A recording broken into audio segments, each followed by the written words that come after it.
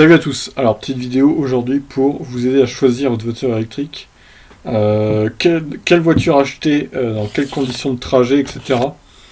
Parce que là on a quelqu'un sur le forum, il s'appelle Mon Fiston sur le forum Automobile Propre, qui prétend dépenser 1200 euros d'électricité alors qu'il va faire environ 10 000 km par an. Alors déjà plus loin, il nous dit clairement qu'il va donc... Attends, je vais essayer de vous remettre ça là, parce que c'est quand même assez drôle quoi.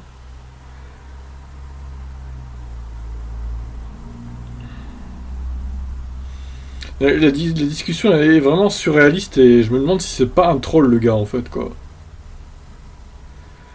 Tout le monde lui répond mais au final il se fout un peu de notre gueule je crois. Hein. Ah tiens, il a édité son message, il a mis quoi là? Alors voilà, 18 kWh de moyenne sur les 1200 km fait en une semaine et demie. Donc à peu près, on calcule, ça fait 800 bornes par semaine. Il y a 52 semaines par an. Allez, on va arrondir à 50. Il va peut-être pas faire 800 bornes à chaque fois. Donc ça nous fait dans les 40 000 km.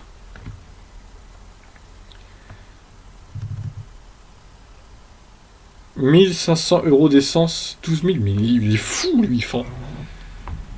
500 euros d'économie. Non mais je pense qu'il est en plein délire le gars, excusez-moi, mais là... en fait il prétend que il va dépenser 1200 euros pour 12 000 bornes.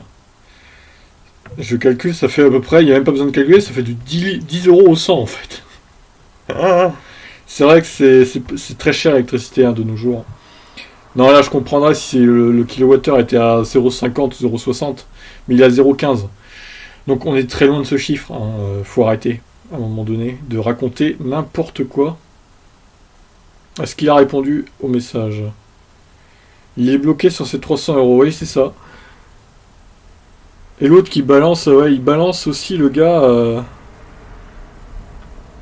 Voilà, si c'est pour se traîner comme un escargot, je retourne à mes vrais moteurs de 200 chevaux, le gros beauf, tu sais, c'est vraiment... Putain, c'est trop drôle quoi.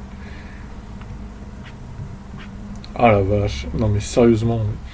Donc en gros le gars il a acheté la Leaf 2 pour faire les trois quarts du temps de l'autoroute et des voies à 110. Déjà c'est pas le meilleur véhicule électrique pour faire un trajet comme ça.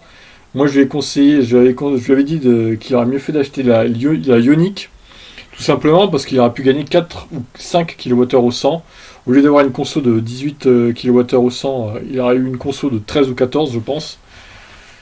À peu près, à peu de choses près, ça dépend du relief et tout, mais on est dans ces eaux-là, je pense. Et ce qui lui aurait permis d'économiser encore plus d'électricité. Là, le mec, il a fait installer déjà une borne de recharge, comme il dit dans son premier post. Un coût de 3,44€ pour une seule journée d'utilisation. Non mais c'est abusé quoi. Le gars dépense 3,44€ pour 60 km. On va faire un calcul vite fait. Un produit en croix donc. 3,44€. Donc ça fait 5,80, quasiment 5,70, 5,80 au 100. Non mais le mec il a un modèle X en fait. C'est pas possible, il a pas une Leaf 2. À un moment donné je veux bien mais si c'est pour consommer 25 kWh au 100... Non mais c'est n'importe quoi.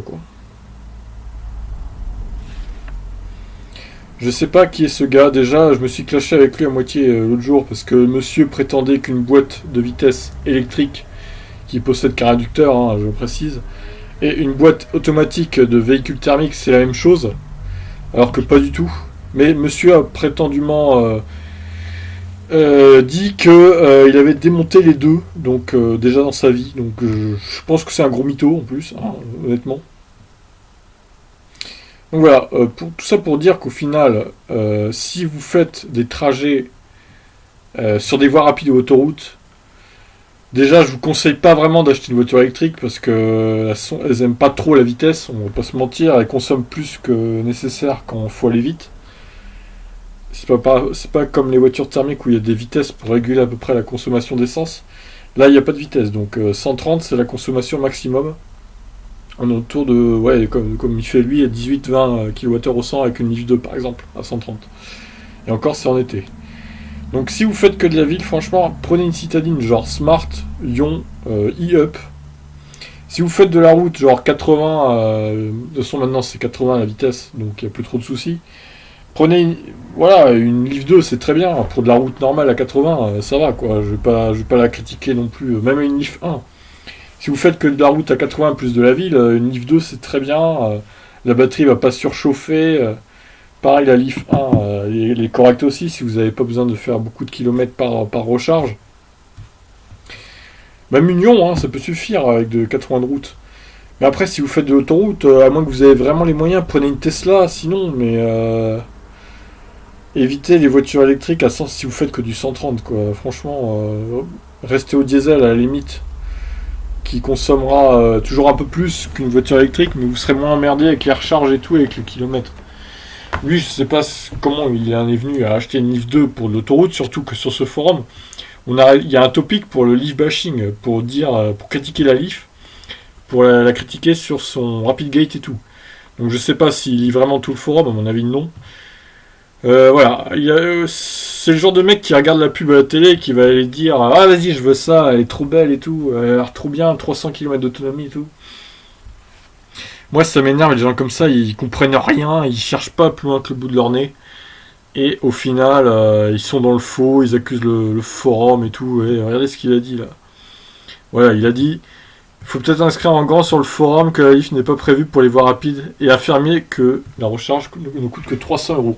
Oui, alors le gars est vraiment bloqué là-dessus. 300 €, oui, c'est vrai. Si tu dépasses pas on va dire entre 10 000 et 13 000 km, quoi. À peu près. Voire 12 000 à 15 000. Comme j'ai dit là. Ça dépend de la voiture après. Mais l'autre, il nous fait 800 bornes par semaine.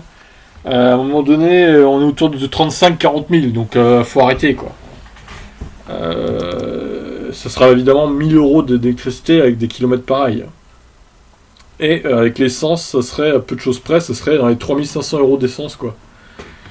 Ce qui est 3 fois plus élevé, plus de 3 fois plus élevé. Donc voilà, encore un... Je sais pas si c'est un troll ou un ignorant qui ne maîtrise rien, qui ne cherche pas plus loin que le bout de son nez, j'en sais rien. En tout cas, je sais pas ce que ça va donner cette histoire, mais je sais pas s'il a reposté un truc là. Je regarde en direct. Hein. Non, je pense qu'il a plus rien à dire tout simplement. Qui retourne avec ses chevaux là, qui consomment 10 litres au 100. Voilà. Voilà le genre de gars qui peut critiquer les voitures électriques alors qu'il en fait un usage qui n'est pas totalement prévu pour en fait. Faire que de l'autoroute et des voies rapides avec une Leaf 2, non, c'est pas prévu pour, je suis désolé. À la limite une Ioniq, s'il a vraiment 100 bornes à faire. En plus lui, il fait 60 bornes. Il fait que 60 bornes, donc une Ioniq, ça aurait pu le faire largement sur autoroute. Il aurait fait des économies, mais non. Il a acheté une Nissan Leaf 2, je ne sais pas pourquoi. Il s'est dit elle a une batterie plus grosse, donc elle va sûrement consommer moins. Et je pourrais aller plus loin, mais bon, j'en sais rien. Voilà en tout cas pour résumer, donc si vous faites que de l'autoroute, n'achetez pas de voiture électrique pour l'instant. C'est pas fait pour. Attendez quelques années, restez avec votre diesel. Si vous en avez un, tant pis. Mais attendez un peu parce que sinon vous allez vous prendre la tête avec une voiture électrique. Ou alors, vraiment, si vous avez moyen de changer votre trajet pour prendre que de la route à 80 ou très peu de voies à 110, quoi, faites-le avec une voiture électrique. Les voitures électriques à 80, c'est parfait. En plus qu'ils ont descendu la limite pour les voitures électriques, c'est encore mieux, quoi. Ça consomme encore moins à 80. Donc franchement, si vous faites de la route, prenez toutes les voitures électriques possibles. Et bon, la ville aussi, là, évidemment, j'en parle pas, mais la ville préfère des petites citadines, genre Lyon et tout, quoi. C'est quand même beaucoup mieux, plus maniable et tout. Voilà pour résumer. Je pense que ce genre de personne va se multiplier au fil du temps. Pareil, on avait un mec qui s'appelle Alban sur le forum qui a mis en réparation sa Leaf 2 parce que il y a le Rapid Gate. Donc Nissan lui a proposé de changer le convertisseur, je crois, du truc de recharge. C'est n'importe quoi, vu que ça changera rien au problème. Vu que le problème est que là, il va trop vite sur les voies rapides. Et du coup, là, il fait plusieurs recharges de rapides. Et donc, ça surchauffe la batterie. Donc, changer les convertisseurs, ça ne servira à rien. Bon, voilà. Voilà, c'est un peu un coup de gueule contre les trolls et les ignorants qui composent ce forum un peu, qui savent pas du tout qui savent pas faire de recherche plus loin que le bout de leur nez, en fait, tout simplement. Voilà. Bah écoutez, voilà, à vous de me dire ce que vous en pensez, s'il faut acheter une voiture électrique ou pas en ce moment. À vous de me dire, voilà. Il y a les gros modèles qui vont sortir, le Kona à 64 kW et tout, là. Ça peut être sympa aussi, hein, à voir comment ils vont en vendre, comment ils vont en mettre à disposition pour la France aussi. Allez, je réactualise une dernière fois. Est-ce qu'il a posté? Non. Bon, bah allez. C'est pas grave. Je vous tiendrai au courant au pire s'il reparle de ça. Et au pire, vous pouvez aller vous-même sur le forum Automobile Propre. C'est un très bon forum. Allez, ciao tout le monde.